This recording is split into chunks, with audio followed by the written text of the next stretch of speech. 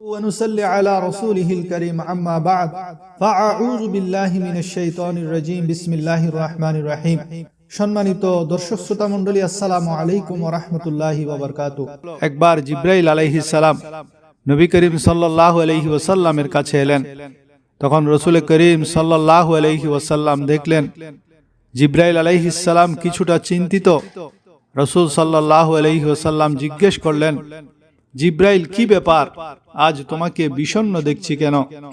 জিব্রাইল আলাইহিস সালাম আরজ করলেন, হে আল্লাহর প্রিয় হাবিব, আমি আল্লাহর নির্দেশে জাহান্নামের দৃশ্য দেখে এসেছি। তা দেখে আমার উপর শোকের ছায়া নেমে এসেছে। নবী করিম সাল্লাল্লাহু আলাইহি ওয়াসাল্লাম বললেন, জিব্রাইল, আমাকেও জাহান্নামের অবস্থা জানাও। জিব্রাইল আলাইহিস সালাম বললেন, জাহান্নামের মোট ৭টি স্তর আছে। তার মধ্যে সবচেয়ে নিচের স্তরে আল্লাহ মুনাফিকদের রাখবেন। তার উপরের ৬ষ্ঠ স্তরে আল্লাহ মুশরিকদের নিক্ষেপ করবেন। পঞ্চম স্তরে আল্লাহ সূর্য ও চন্দ্র পূজারীদেরকে রাখবেন। চতুর্থ স্তরে আল্লাহ অগ্নি পূজারীদেরকে রাখবেন। তৃতীয় স্তরে ইহুদিদের এবং দ্বিতীয় স্তরে খ্রিস্টানদের রাখবেন। এইটুকু বলে জিব্রাইল আলাইহিস সালাম চুপ হয়ে গেলেন।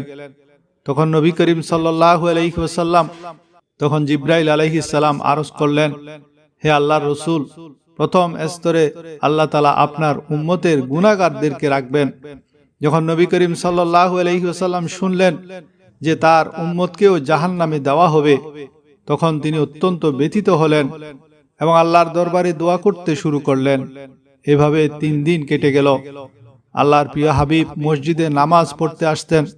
নামাজ শেষে হুজরায় ফিরে যেতেন এবং দরজা বন্ধ করে আল্লাহর দরবারে কেঁদে কেঁদে ফরিয়াদ করতেন। সাহাবায়ে কেরাম অবাক হয়ে ভাবছিলেন, নবীজির উপর এই কেমন অবস্থা ভর করেছে। তৃতীয় দিন যখন হলো, তখন সৈয়দনা আবু বকর সিদ্দিক রাদিয়াল্লাহু তাআলা আনহু আর ধৈর্য ধরতে পারলেন না। তিনি হুজরার দরজায় এসে করাঘাত করলেন, সালাম দিলেন, কিন্তু সালামের উত্তর এলো না। তিনি কাঁদতে কাঁদতে ওমর রাদিয়াল্লাহু তাআলা আনহুর কাছে গিয়ে বললেন, আমি সালাম দিয়েছি কিন্তু উত্তর পাইনি, আপনি যান, হয়তো আপনি সালামের উত্তর পেতে পারেন। ওমর রাদিয়াল্লাহু তাআলা আনহু গিয়ে ৩ বার সালাম দিলেন, কিন্তু উত্তর এলো না। এরপর তিনি সালমান ফারসি রাদিয়াল্লাহু তাআলা আনহুকে পাঠালেন, তবুও উত্তর পাওয়া গেল না। সালমান ফারসি রাদিয়াল্লাহু তাআলা আনহু পুরা ঘটনা হযরত আলী রাদিয়াল্লাহু তাআলা আনহুকে জানালেন। আলী রাদিয়াল্লাহু তাআলা আনহু ভাবলেন, যখন এত বড় ব্যক্তিত্বরা সালামের উত্তর পাননি, তখন আমারও একা যাওয়া ঠিক হবে না, বরং নবীজির নয়নমণি কন্যা ফাতেমা রাদিয়াল্লাহু তাআলা আনহাকে ভেতরে পাঠানো উচিত। ফাতেমা রাদিয়াল্লাহু তাআলা আনহাকে সব অবস্থা জানানো হলো। তিনি হুজরায় দরজায় এসে বললেন, আব্বাজান, আসসালামু আলাইকুম। মেয়ের কণ্ঠস্বর শুনে বিশ্বনবী উঠলেন, দরজা খুললেন এবং সালামের উত্তর দিলেন। ফাতেমা রাদিয়াল্লাহু তাআলা আনহা জিজ্ঞেস করলেন, আব্বাজান, আপনার কি হয়েছে যে ৩ দিন ধরে আপনি এখানে অবস্থান করছেন? নবী করিম সাল্লাল্লাহু আলাইহি ওয়াসাল্লাম বললেন, জিব্রাইল আমাকে জানিয়েছেন যে আমার উম্মত জাহান্নামে যাবে। মা ফাতেমা, আমার উম্মতের গুনাহগারদের কথা ভেবেই আমি ব্যথিত এবং আমি আমার রবের কাছে দোয়া করছি যেন তিনি তাদের ক্ষমা করেন এবং জাহান্নাম থেকে মুক্তি দেন।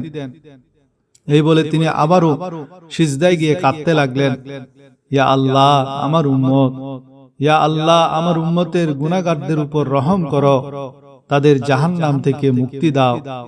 এমন সময় নির্দেশ এলো, ওয়ালা সাউফা ইউতিকা রাব্বুকা ফাতারদা, হে আমার প্রিয় হাবিব, দুঃখ করবেন না, আমি আপনাকে এত বেশি দেব যে আপনি সন্তুষ্ট হয়ে যাবেন। নবীজি খুশিতে উজ্জ্বল হয়ে উঠলেন এবং বললেন, হে লোক সকল, আল্লাহ আমার সাথে ওয়াদা করেছেন যে কিয়ামতের দিন তিনি আমাকে আমার উম্মতের ব্যাপারে সন্তুষ্ট করবেন, আর আমি ততক্ষণ পর্যন্ত সন্তুষ্ট হব না যতক্ষণ না আমার শেষ উম্মতটিও জান্নাতে প্রবেশ করবে না। সুপ্রিয় দর্শক, এই তাসবিহ পাঠ করলে আল্লাহ তাআলা বান্দার সমস্ত গুনাহ মাফ করে দেন। এটি সকল নবীদের অত্যন্ত প্রিয় তাসবিহ। এর বরকতে বান্দা আর গুনাহগার থাকে না এবং কবরের অবধারিত আযাব দূর হয়ে যায়। এটি পাঠ করলে তার মাগফিরাতের জন্য ৭০,০০০ ফেরেশতা জমিনে নেমে আসেন এবং তার জন্য রহমতের দোয়া করেন। বলা হয়েছে যখন বান্দা এই তাসবিহ পড়ে তখন সে আল্লাহর সন্তুষ্টির অতি নিকটে পৌঁছে যায়। আজরাইল আলাইহিস সালামের পক্ষ থেকে তার প্রতি কোমলতা প্রদর্শিত হয়। তিনি এতই নরমভাবে রূহ কব্জ করবেন যে কোনো কষ্টই হবে না, মনে হবে একটি শীতল বাতাস শরীর স্পর্শ করে গেল। যে তাসবিহ পড়ে আপনি সারাদিন আল্লাহর সন্তুষ্টি অর্জন করেছেন, কবরে তা আপনার সাথে নূর হয়ে থাকবে। এই নূর আপনার কবরকে জান্নাতের বাগানের মতো আলোকিত করে দেবে এবং কিয়ামত পর্যন্ত এই আলো আপনার সাথে থাকবে। এটি আপনার আখিরাতকে সুন্দর করার মাধ্যম হবে এবং কিয়ামতের দিন আল্লাহর দরবারে আপনার জন্য সুপারিশ করবে। প্রথমে নবী করিম সাল্লাল্লাহু আলাইহি ওয়াসাল্লামের উপর দরুদ শরীফ পাঠ করবেন, এরপর 100 বার সূরা ইখলাস পাঠ করবেন এবং 100 বার সুবহানাল্লাহি ওয়া বিহামদিহি এই তাসবিহটি পাঠ করবেন। সূরা ইখলাস এবং তাসবিহ পাঠের শেষে 33 বার আস্তাগফিরুল্লাহ রাব্বি মিন কুল্লি যামবি ওয়া আতুবু ইলাইহি পড়বেন। এরপর 7 বার সূরা মুজাম্মিল তেলাওয়াত করবেন। শেষে আবারও একবার দরুদ শরীফ পাঠ করবেন। আজ আমি লা হাওলা ওয়ালা কুওয়াতা ইল্লা বিল্লাহ, যার অর্থ হলো আল্লাহর সাহায্য ছাড়া কারো কোনো উপায়, কোনো শক্তি নাই, এই সামান্য অত্যন্ত ছোট্ট একটি কলমা, এর ফজিলত কি, এটা পড়ার নিয়ম কি, কখন পড়বেন, কিভাবে পড়বেন, কিভাবে পড়লে আপনি আল্লাহর গুপ্তধন হাসিল করবেন, কিভাবে আপনার সকল অশুভ শক্তি দূর হবে, সকল দুঃখ বিপদ থেকে আপনি নাজাত পাবেন, কিভাবে আমল করলে জান্নাতের রাস্তা সহজ হবে, কিভাবে আমল করলে আপনার সমস্ত দোয়া কবুল হবে, কিভাবে আমল করলে আপনার নামাজ কবুল হবে, কিভাবে আমল করলে 70টি বড় বড় বিপদ থেকে আপনি রক্ষা পাবেন, 99টি রোগ থেকে আপনি মুক্তি পাবেন। অসংখ্য হাদিস শরীফের আলোকে আজ আমি এই সহজ জিকিরের বিশাল ফজিলত আপনাদের সামনে তুলে ধরার চেষ্টা করব। আমি গ্যারান্টি দিয়ে বলতে পারি, যদিও আলোচনাটি দীর্ঘ হয়, কিন্তু আপনার সময় অপচয় হবে না, বরং আপনি ফায়দামন্দ হবেন ইনশাআল্লাহ। নাম্বার 1, 70টি কষ্ট, দারিদ্রতা দূর হবে লা হাওলা ওয়ালা কুওয়াতার জিকির দ্বারা। যেমন হযরত ইবনে আব্বাস রাদিয়াল্লাহু তাআলা আনহু বলেন, নবী করিম সাল্লাল্লাহু আলাইহি ওয়াসাল্লাম ইরশাদ করেন, যাকে দুঃখ চিন্তা ঘিরে নেই তার উচিত বেশি বেশি লা হাওলা ওয়ালা কুওয়াতা ইল্লা বিল্লাহ পড়া। তিরমিজি শরীফের 3601, সহিহ আত-তারগীবের 1580 নং হাদিস মাকহুল রাহমাতুল্লাহ আলাইহি আবু হুরায়রা রাদিয়াল্লাহু তাআলা আনহু থেকে বর্ণনা করেন, তিনি বলেন, একবার রাসূলুল্লাহ সাল্লাল্লাহু আলাইহি ওয়াসাল্লাম আমাকে বললেন লা হাওলা ওয়ালা কুওয়াতা ইল্লা বিল্লাহ বেশি বেশি করে পড়তে, কেননা এই বাক্যটি জান্নাতের গুপ্তধন সমূহের, গুপ্ত ভান্ডার সমূহের একটি গুপ্ত ভান্ডার, একটি গুপ্তধন। মাকহুল রাহমাতুল্লাহ আলাইহি আরো বলেন, যে ব্যক্তি লা হাওলা ওয়ালা কুওয়াতা ইল্লা বিল্লাহ ওয়ালা মানজা মিনাল্লাহি ইল্লা ইলাই, যে ব্যক্তি এই বাক্যটি পড়বে আল্লাহ তার 70টি কষ্ট দূর করে দিবেন, যার সর্বনিম্ন কষ্ট হলো দারিদ্রতা। অপর এক হাদিসে আছে, লা হাওলা ওয়ালা কুওয়াতা ইল্লা বিল্লাহ জান্নাতের দরজা সমূহ থেকে একটি দরজা। হাদিস শরীফে আরো আছে, লা হাওলা ওয়ালা কুওয়াতা ইল্লা বিল্লাহ পাঠ করলে প্রতিবার পাঠ করার সাথে সাথে আল্লাহ তাআলা ওই বান্দার জন্য একজন করে ফেরেশতা নাজিল করেন, আর সেই ফেরেশতা ওই বান্দার সমস্ত রোগসমূহ দূর করে দেন আল্লাহ তাআলার হুকুমে। হুজুর সাল্লাল্লাহু আলাইহি ওয়াসাল্লাম আরো ইরশাদ করেন, যে ব্যক্তি 10 বার বিসমিল্লাহি ওয়ালা হাওলা ওয়ালা কুওয়াতা ইল্লা বিল্লাহিল আলিয়্যিল আযীম পড়বে, আল্লাহ তাআলা তাকে গুনাহ থেকে এমন ভাবে পুত পবিত্র করে দেন যেন আজই মায়ের পেট থেকে সে জন্ম লাভ করেছে। হযরত আবু মুসা হতে বর্ণিত, তিনি বলেন যে লা হাওলা ওয়ালা কুওয়াতা ইল্লা বিল্লাহ প্রতিদিন 100 বার পাঠ করবে, সে কখনো কারো মুহতাজ হবে না, মুখাপেক্ষী হবে না। বুখারী শরীফের 4202 নং হাদিস, নবী করিম সাল্লাল্লাহু আলাইহি ওয়াসাল্লাম ইরশাদ করেন, জান্নাতের ভান্ডার সমূহের মধ্যে একটি ভান্ডার হলো লা হাওলা ওয়ালা কুওয়াতা ইল্লা বিল্লাহ। সুনানে ইবনে মাজাহ 3826 নং হাদিস, হাজিম ইবনে হারমালা রাদিয়াল্লাহু তাআলা আনহু থেকে বর্ণিত, তিনি বলেন, আমি নবী করিম সাল্লাল্লাহু আলাইহি ওয়াসাল্লামের নিকট দিয়ে যাচ্ছিলাম, তিনি আমাকে বলেন, হে হাজিম, তুমি অধিক সংখ্যায় লা হাওলা ওয়ালা কুওয়াতা ইল্লা বিল্লাহ বাক্যটি পড়ো, কেননা তা হলো জান্নাতের গুপ্তধন। মুসলিম শরীফের 385, আবু দাউদ শরীফের 527, সহিহ আল জামের 714 নং হাদিস, যার সার সংক্ষেপ, যে আজানের জবাব দিবে সে জান্নাতে প্রবেশ করবে। আর আজানের জবাবের মধ্যে হাইয়া আলাস সালাহ এবং হাইয়া আলাল ফালাহ যখন ইমাম সাহেব বলেন, সেখানে আপনি উত্তরে বলবেন লা হাওলা ওয়ালা কুওয়াতা ইল্লা বিল্লাহ। 4 নম্বর হাদিসটি হলো, যারা কোরআন মুখস্থ করার সুযোগ পায়নি তাদের জন্য লা হাওলা ওয়ালা কুওয়াতা ইল্লা বিল্লাহ পড়া। যেমন আবু দাউদ শরীফের 832 নং হাদিস আব্দুল্লাহ ইবনে আউফা রাদিয়াল্লাহু তাআলা আনহু হতে বর্ণিত, তিনি বলেন, এক ব্যক্তি নবী করিম সাল্লাল্লাহু আলাইহি ওয়াসাল্লামের দরবারে হাজির হয়ে আরজ করলেন, হে আল্লাহর রাসূল, আমি কোরআনের কোনো অংশ শিখে নিতে সক্ষম নই, তাই আপনি আমাকে এমন কিছু শিখিয়ে দিন যা আমার জন্য যথেষ্ট হবে। উত্তরে আল্লাহর প্যারা হাবিব বললেন, তুমি এই দোয়াটি পড়ে নিবে, সুবহানাল্লাহি ওয়ালহামদুলিল্লাহি ওয়ালা ইলাহা ইল্লাল্লাহু আল্লাহু আকবার ওয়ালা হাওলা ওয়ালা কুওয়াতা ইল্লা বিল্লাহ।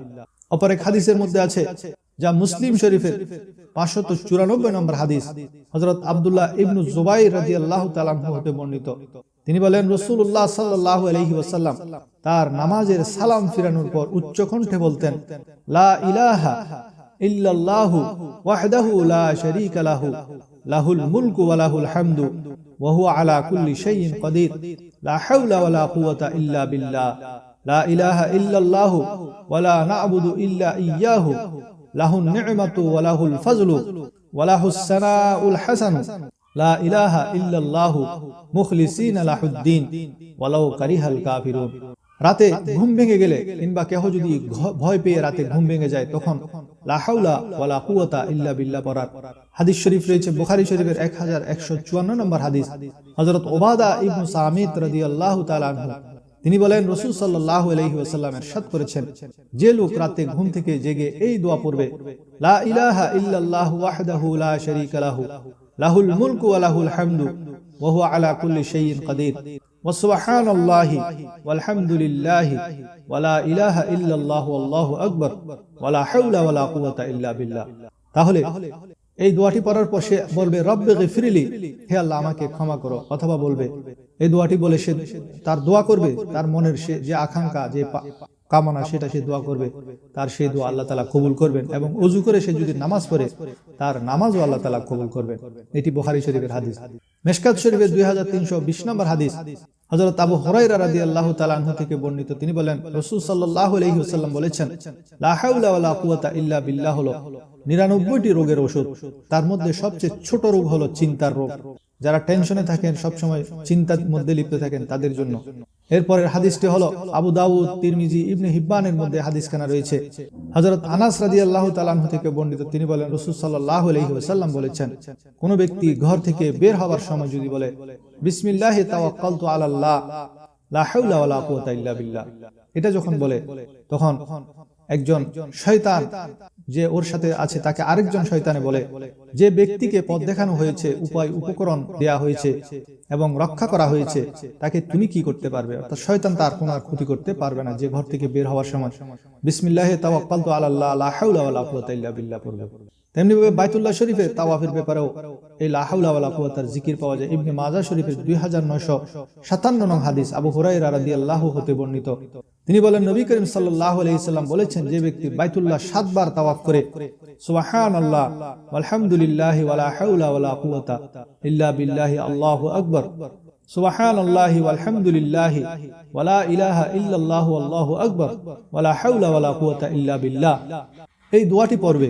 এই দোয়াটি পড়া ব্যতীত আর কোনো কথা না বলে, তবে তার 10টি গুনাহ ক্ষমা করে দেওয়া হবে, তার আমলনামায় 10টি নেকি লিপিবদ্ধ করা হবে এবং তার মর্যাদা 10 গুণ বৃদ্ধি করা হবে। বাইহাকি এবং আবু দাউদ শরীফের 3319 নম্বর হাদিস। এই হাদিসের মফহুম হলো, ইসলামে শুভ অশুভ বলতে কিছু নাই, তবে কেহ যদি কোনো অশুভ কিছু মনে করে, কোনো অকল্যাণকর কিছু হবে মনে করে, তাহলে আল্লাহ রাসূল সাল্লাল্লাহু আলাইহি ওয়াসাল্লাম বলেন, সেই যেন পড়ে, আল্লাহুম্মা লা ইয়াতি বিল হাসানাতি ইল্লা আনতা ওয়া লা ইয়াদফাউস সাইয়্যাতি ইল্লা আনতা ওয়া লা হাওলা ওয়া লা কুওয়াতা ইল্লা বিল্লাহ। অর্থাৎ, হে আল্লাহ, আপনি তো কল্যাণদাতা, আপনি তো অকল্যাণ দূরকারী, আপনি ছাড়া আমাদের কোনো উপায় নেই, শক্তিও নেই। তাহলে আল্লাহ রাব্বুল আলামিন আহকামুল হাকিমিন আমাদেরকে বেশি বেশি হাঁটতে, বসতে, চলতে, ফিরতে, আজানের জবাবে, রাতে ঘুম ভেঙে গেলে, নামাজের পরে এবং যে কোনো সময় বেশি বেশি লা হাওলা ওয়ালা কুওয়াতা ইল্লা বিল্লাহ পড়ার তৌফিক দান করুন।